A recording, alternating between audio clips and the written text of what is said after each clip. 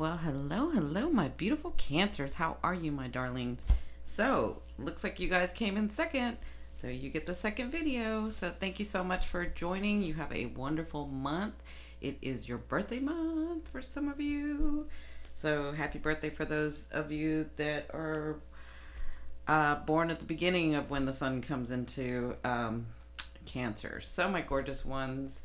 This is going to be your astrology and tarot. I'm only going to go over a couple of points because I am doing the extended readings on my website, and you are welcome to go and purchase and download them.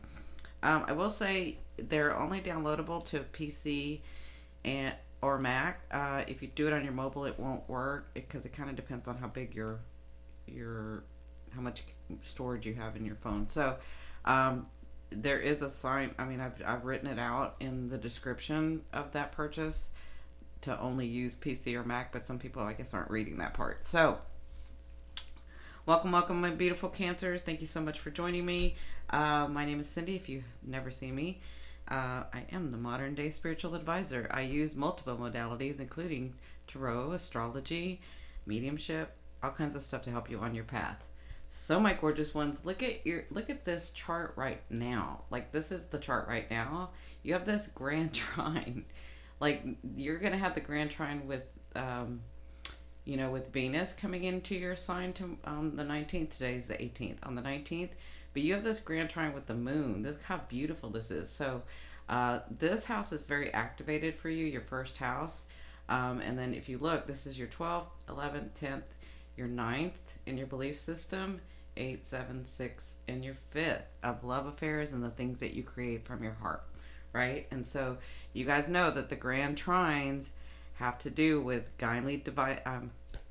divinely guided gifts being brought to you. These were things that were supposed to be on your path, whether you believe or not, whether you put any energy or not, whether you took any action or not, right? This is just going to be on your path. So you have this gorgeous trine going on today.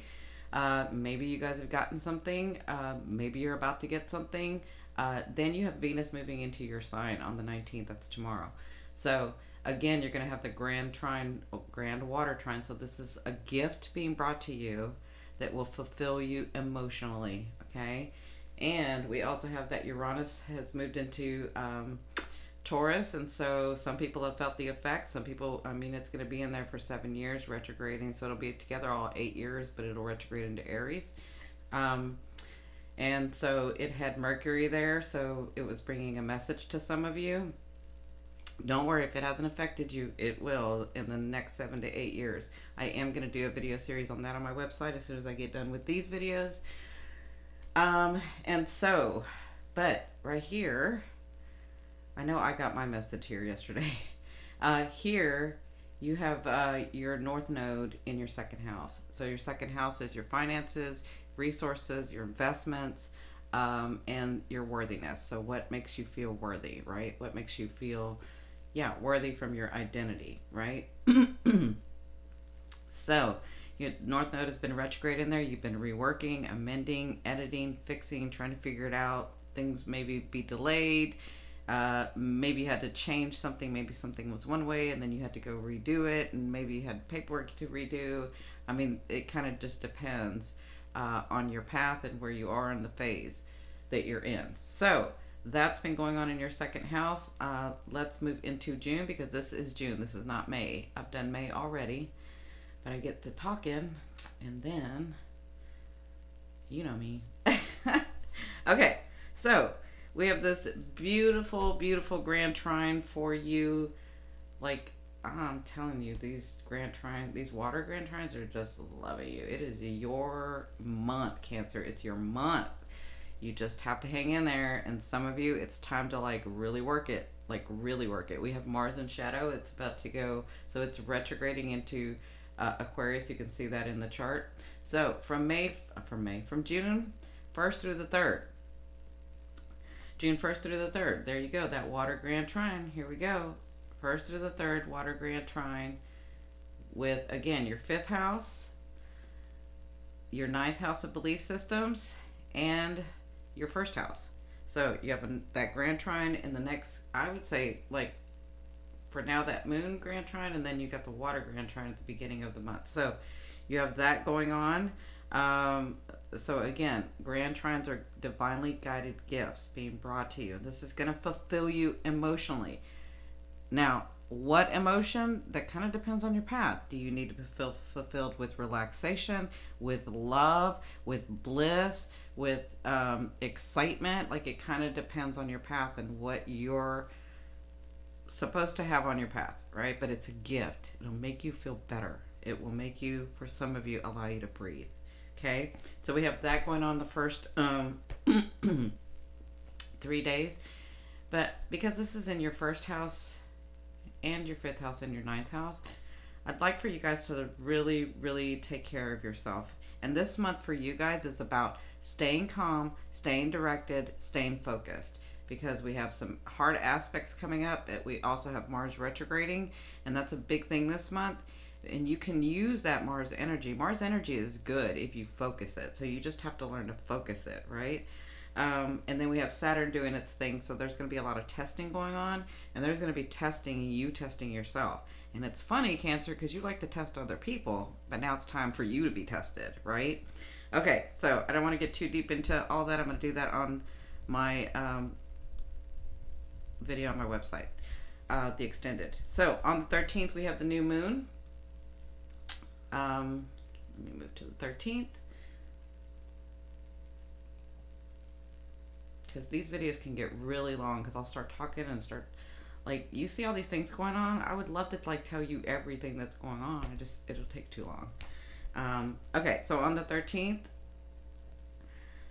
the new moon goes into Gemini, and that is in your 12th house. So I know a lot of you have been, like, really connected to that 12th house. Your 12th house has been activated. So for you, that's like the other realms. That's you're having powerful dreams. And let me say this, you may be dreaming and sometimes you don't understand it. And that's okay, because a lot of times, well, sometimes, I won't say a lot of times, sometimes, and this is, has to do with your belief system, your understanding, you could be resolving something from either a past life or from your childhood, depending on your belief system and your understanding. So you could be like really resolving something in your dreams instead of actually having to resolve it here in the physical, right, from a past life. So allow those dreams to come through. If you don't understand, then ask your higher self, ask source, ask your guides, ask them to make that clear for you if it's for your understanding, for your conscious understanding, right? So with this new moon, this is new beginnings. So with it being in your 12th house, your 12th house is about, again, the other realms, completions, endings, completions, endings, the other realms, being connected to your higher self, source, oneness, being connected to this is where your past, present, and future lives come through, okay? So you have new beginnings coming this way, and especially with it being in your 12th house. Go watch that video on my YouTube channel about the new moon and how to use that energy so that you can manifest. Now, you may not be clear about what's manifesting. Like, you may want to, like, where if it was in another house, you'd be able to consciously see it. Something may be manifesting without you, like, even knowing, right? And usually it's good. It's a completion of something, okay? Or maybe you thought about this a long time ago, and then it comes through in this 12th house, right? So that's what's happening with this new moon in Gemini. And then on the 12th, sorry about that. So on the 12th, Mercury enters the day before. Mercury enters your sign. So let's look at the 12th, because I think there's some, like, I think that's the day that it's opposing. Yep. Well, it's not that, but I want to talk about this. Okay. So on the 12th, Mercury enters your sign. Mercury always comes with a message. Mercury wants to help you process. Mercury wants to help you communicate to the world, to yourself, to things, to situations, and all of that, right? And so with it moving into your first house, it's bringing a message. It's going to bring something. So also what you have here is the North Node is going to be opposing Mars, okay? And this opposition is important because it's opposing. That's a hard aspect. It's like they're both trying to get you to same place, but they can't hear each other, or one's trying to lead, and they're not able to work together because they could be too far away, or one's usually the leader and the other one wants to be the leader this time. Like, they're not doing very well together, but they're trying to get you to the same place. That's what this opposition means. So for you, this is in your second house of finances, resources, investments, your worthiness, right? And so because it's opposing, this is your 12th, 11th, 10th, 9th, 8th house of shared resources. So the 8th house is shared resources, trauma, empowerment, partnerships in marriage or business. And so, or loans or grants, right? And so something's going to be like trying to get you to the next level, having to do with shared resources and your resources. And maybe it's time for you to put your boundaries down. Like, maybe this could be going on.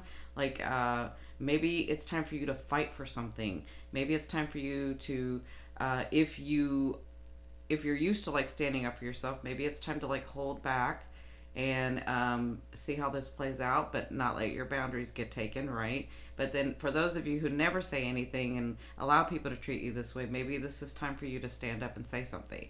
Maybe this is time for you to go get what you want, right? Okay, so we have Mars again in shadow. It's going to retrograde on the 26th. I mean, it's already in Aquarius at this time, but this is about this 8th house, this shared resources, past trauma you could be trying to resolve, partnerships in marriage or business, banking, loans, anything like that. And so that would be coming up on, well, really now till like the end of June, and then it's going to get really harsh. But right now this is opposing, so something could come through. Something could be like trying to get you to the next phase, something having to do with your money, something having to do with your shared resource, something having to do with you being empowered. Okay, there's something that needs to happen here to help you understand your power again, to help you understand like taking what, like striving for what you want and getting it, right? So all month we're going to have this trine here. We've had this trine already. This is opportunity in your, so if this is you, Cancer, 2, 3, 4, again, your 5th and your 9th, right? So there's opportunity for something that comes from your heart. This is your love from your heart, anything that comes from your heart, like maybe you're creating something from your heart, or love affairs, right? And so with your 9th house of belief systems, you could meet somebody here. Yeah. And then with Venus being in your sign, remember, when Venus is in your sign, it's bringing love, luck, and money to you. It's been in your house, it's going to be in your house, but it's going to be leaving.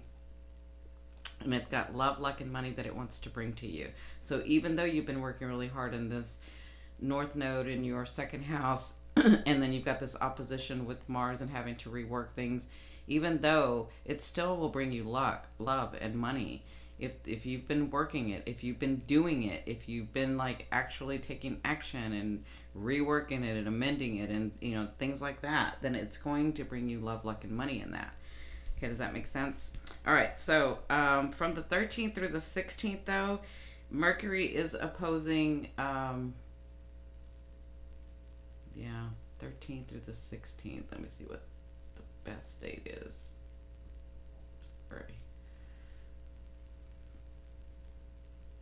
Yeah, there we go. So, from the 13th through the 16th, Mercury is opposing, well, it could be like the 13th through the 17th or 18th. It kind of depends on where you're at. But Mercury is opposing Saturn. And so, when Mercury opposes Saturn, you could like misinterpret something, or somebody, it's going to feel almost like Mercury retrograde, right? Because remember, Saturn wants to delay. Saturn wants to work hard. Saturn's used to, think about Saturn. In any other position, like these two, they're not talking to each other, but Saturn's used to that long, far away energy and being able to work with it. So Saturn being used to being opposing, he's okay with that. Like, he knows how to work in that. And so you could be in, this is your first house, and then seventh house of relationships. So you could either misinterpret something, or somebody comes to you and is too blunt, maybe, or maybe you go to them and communicate and you're too blunt. There can be some sort of miscommunication, and or it's because you're sensitive and or they're sensitive, because everybody's going to be sensitive in different areas of their life during this time. Just kind of depends on where it's aspecting for you. So this has to do with relationships, your boundaries. The seventh house has to do with all types of relationships: relationships with money, relationships with lovers, relationships with partners, life partners, business partners, friends, family,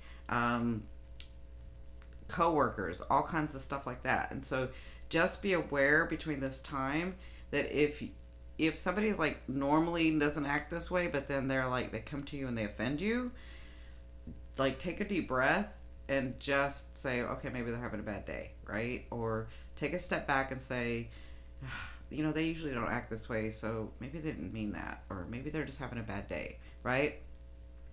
Or if you see that you've offended somebody, then just take a step back, because there's going to be a time where you can sort of repair that, or you can say, you know, just sort of take a step back and back off of it for a little bit between these days, because there's a lot of sensitivity going on, and there's a lot of like emotional stuff going on with this aspect, because Saturn is really having you make you work in this house about your relationships and your boundaries, right? And Mercury wants to communicate. Mercury wants to give a message, but it may not be given in the right way, because Saturn wants you to work on these boundaries, okay?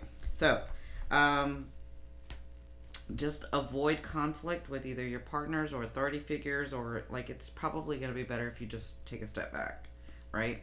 All right, so on the 26th, this is when Mars actually retrogrades, but until then, we're reworking in, and for this is your 8th house of shared resources. So you're reworking, you're amending, you're completing, you're like, when it begins to retrograde, you're going to have like, you have to take that Mars energy, because remember, Mars is the god of war. He likes to like thrust and think about it later, right?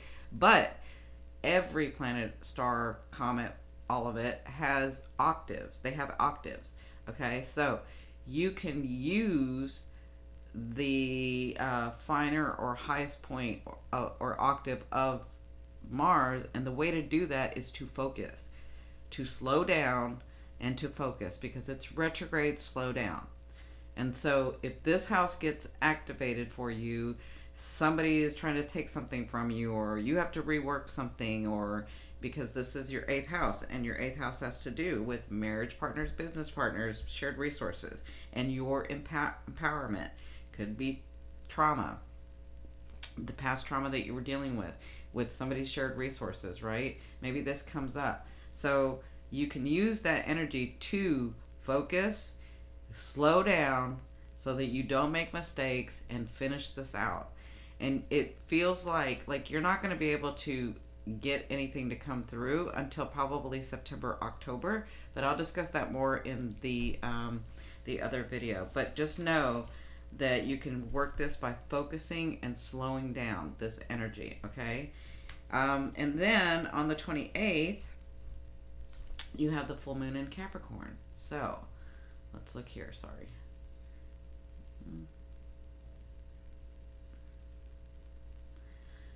So you got the full moon in Capricorn. Again, this is your relationships. Full moons are about endings, completions, letting go of what no longer serves you. Full moons are about that. So in the 7th house, it may be time to release that person. It may be time to release that issue. It may be time to release something and let it go. If it no longer serves you, it may be time to put your boundary down and complete this phase with this person, right? Like maybe you're dating somebody and have been dating somebody, and they're sort of taking advantage of you. Like, you know, you've talked to them before about, you know, we need to go somewhere with this, and they keep sort of stalling. Maybe you need to put your foot down and say, this is my boundary. This is how I want to be treated. And if you can't do that, well, then maybe you're not the one. Because the one is going to be able to easily do it, right? So that's just a scenario. That's just an example. So that's what's going to be going on for you in this full moon. But this miscommunication and all of this opposition, when Mercury goes into Leo in your second house, there's a message coming for you from all this hard work, especially because Venus is in there on the 29th, and Mercury goes in there. And so these things that you've been working on with your resources, there's going to be a message. There's going to be something that you understand, process, and come to understanding with, terms with, right? It won't be finished because it's still retrograde, but Mercury is bringing you a message or a way to process this, okay? And remember, Venus going in here means love, luck, and money. All right, my gorgeous ones. So again, if you want to know all the aspects and the other important dates that are going on, you can purchase my video on my website. And I'll have the link like right above here on that eye that comes out, or they'll be down below. And you can go to my website, yourindigopath2.com. So let's talk about your tarot reading. Let me make this bigger. I mean, you got a fight going on right now for some of you. Okay, and some of you are done with the fight, but it's going to have to be revamped, reworked, some of it. Okay, so in your first position, this is you in the month of June. And so you have the Wheel of Fortune. So I love the Wheel of Fortune. It's one of the highest cards for me. The Sun, the Wheel of Fortune, the Ten of Pentacles. You know, those are the highest cards for me. But oftentimes so I can see where you're understanding that the world around you is changing and your phase is changing and things are changing in your life. And for a lot of you, it's for the better that you're feeling more relieved and relaxed. And for others of you, you've had some Uranus stuff go on and things have happened. And so it just kind of depends on the phase that you're at, Cancer. Like a 20-year-old and a 30-year-old and a 40-year-old, they're all going to experience different things because they're different phases. So with the wheel, what we understand is that it continuously moves. It's always moving up, down, round and round, right? And so what we have to realize is that throughout the move, we're the one constant. We're okay. We're protected. We've gotten through it. Like, that's what you have to understand with this wheel, is that when you understand and have confidence enough in yourself to realize, I've made it this far, I've done a good job. I haven't done the best job maybe, and I've made a lot of mistakes, but so do we all. But guess what? I'm okay, I'm safe, I'm protected, I've been through it, right? And so whatever this change that's going on for you, with this card, you want to be more flexible. You want to understand that even though things are changing and they may look like they're not changing your way, the universe has heard you. God has heard you. Your higher self has heard you. They're all supporting you. They all have your back. They're trying to get you to the place that you want to be, but you have to cycle. There's things that you wanted to go through and experience before you came in this life, right?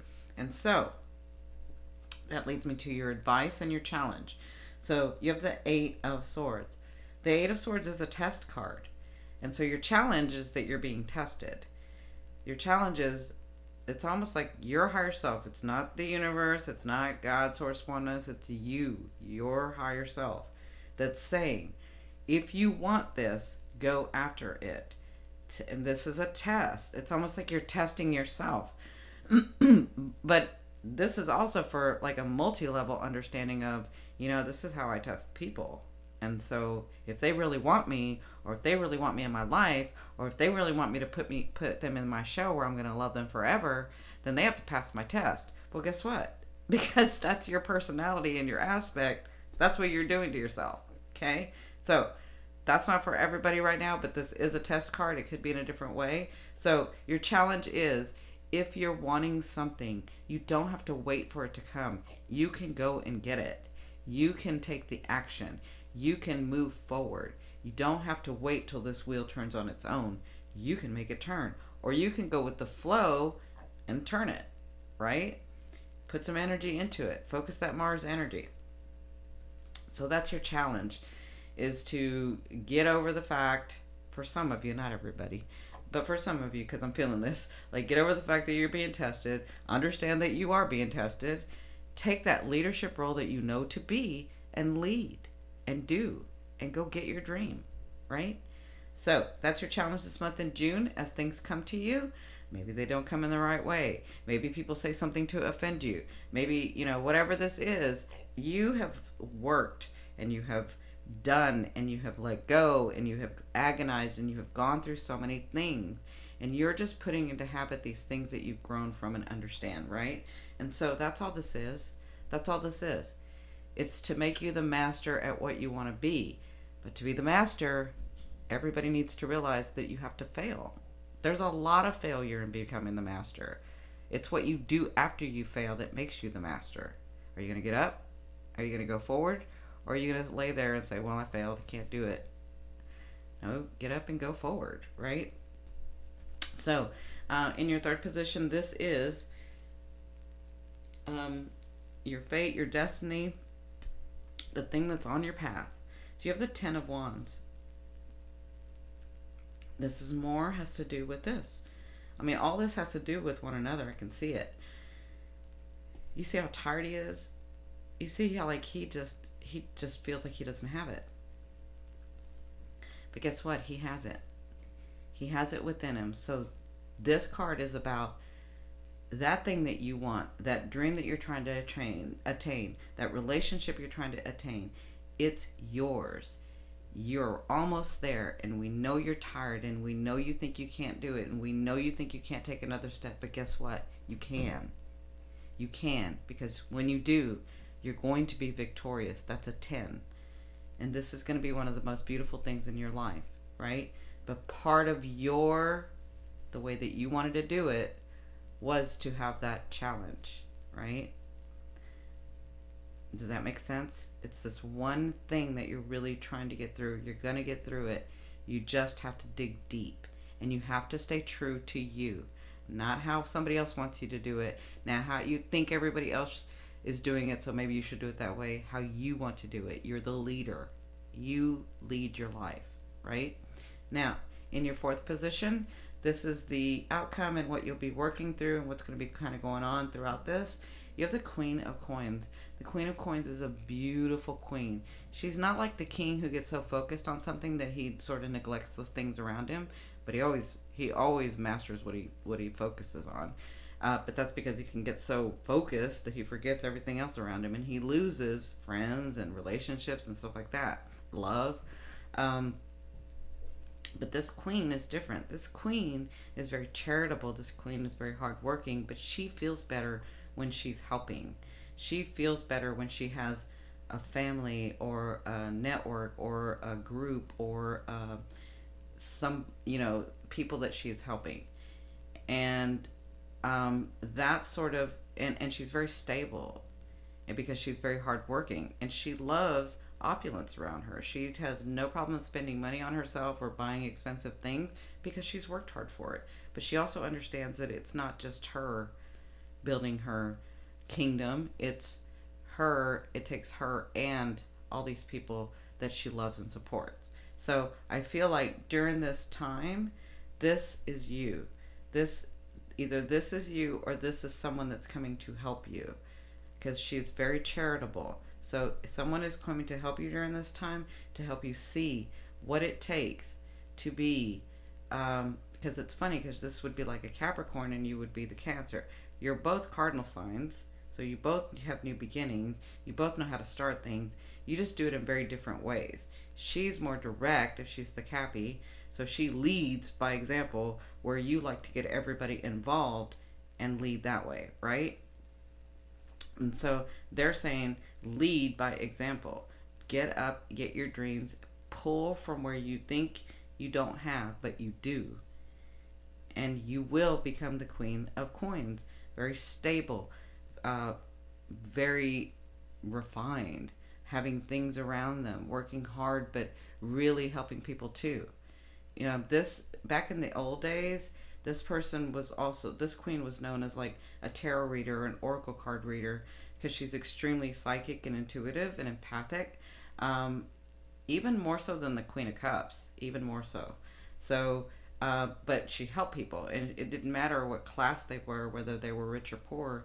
She finds gratification in helping people. And so either this person is coming in to help help you during this time, or you're working to be this person, right? Where you're extremely intuitive, but you have these great dreams around you and this great physicalness around you. And that's going to be happening in the month of June. Okay? All right, my gorgeous ones. I love you, love you, love you. Thank you so very much for watching. And again, I'll have the where you can like click up here if you want the extended reading. Bye.